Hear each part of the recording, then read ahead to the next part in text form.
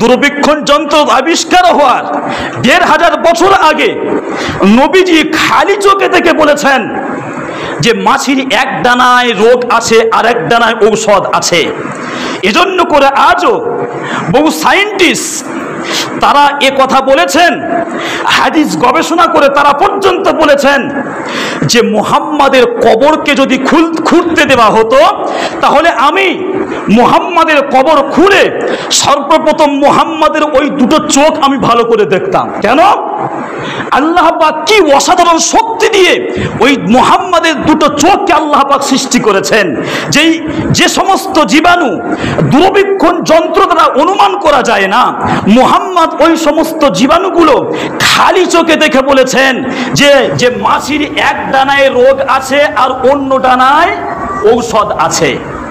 সাহাবায়ে কেরাম নবীজির সঙ্গে খেতে বসেছেন, হঠাৎ করে একটি মাছি খাদ্যের উপরে বসেছে। সাহাবায়ে কেরাম যে কোনো প্রকারে হাত দিয়ে ওই মাছিকে উড়িয়ে দিয়েছে। নবীজি বলছেন তুমি এটা ভুল করেছো। সাহাবী বলছেন ইয়া রাসূলুল্লাহ আমি কি করব তাহলে? নবীজি বলছেন তুমি মাছিকে উড়িয়ে দিয়েছো কেন? বলছে ইয়া রাসূলুল্লাহ খাদ্যের উপরে বসেছে। নবীজি বলছেন তাহলে বসতে দিলে কেন? সাহাবী বলছে ইয়া রাসূলুল্লাহ বাই চান্স বসে পড়েছে, আমি বুঝতে পারিনি। তখন নবীজি বলছেন সর্বপ্রথম কথা হলো খাদ্যের উপরে কোনো মাছিকে তুমি বসতে দেবে না, আর যদি বাই চান্স বসে যায় সেটা ওই রকম ভাবে উড়িয়ে দেবে না। কি করতে হবে?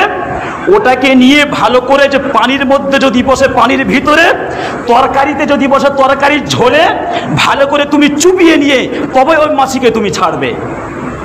তাহলে নবীজি সর্বপ্রথম বলেছেন যে মাছিকে খাদ্যের উপরে বসতে দেবে না, তাহলে বসতে নিষেধ করেছেন, তাহলে বোঝা গেল নিশ্চয়ই খারাপ, তাহলে বসতে দেওয়া যাবে না।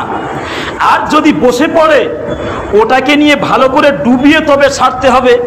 এ কেমন ধরনের কথা? এটা তো মেনে নেওয়া যায় না। তখন নবীজি বলছেন শোনো, মাছির একটা ডানায় বিষ থাকে, বিষ। আর যখন ওই মাছি খাদ্যের উপরে পড়ে তখন ওই বিষওয়ালা ডানা সর্বপ্রথম খাদ্যের সঙ্গে লাগিয়ে দেয়, দেওয়ার পরে ওই বিষ খাদ্যের সঙ্গে মিশে যায়। এজন্য করে নবীজি বলেছেন মাছিকে খাদ্যের উপরে বসতে দেওয়া যাবে না।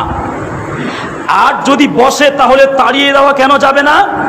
নবীজি বলছেন ওকে ভালো করে ডুবিয়ে তবে ছাড়বে। কারণ হলো মাছির এক ডানায় যেমন বিষ আছে আর অন্য ডানায় ওই বিষকে পানি করার জন্য ঔষধ ও আল্লাহ পাক দিয়েছেন। সুবহানাল্লাহ বলেন। ওই বিষকে পানি করার যে ঔষধ, ওই ঔষধ আল্লাহ পাক অন্য ডানায় দিয়েছেন। তাহলে যখন মাছি বসবে ওই বিষ যখন খাদ্যের সঙ্গে মিশে যাবে, যাতে ওই বিষ তোমার শরীরে প্রভাবিত না করতে পারে, এজন্য করে ওই মাছিকে ভালো করে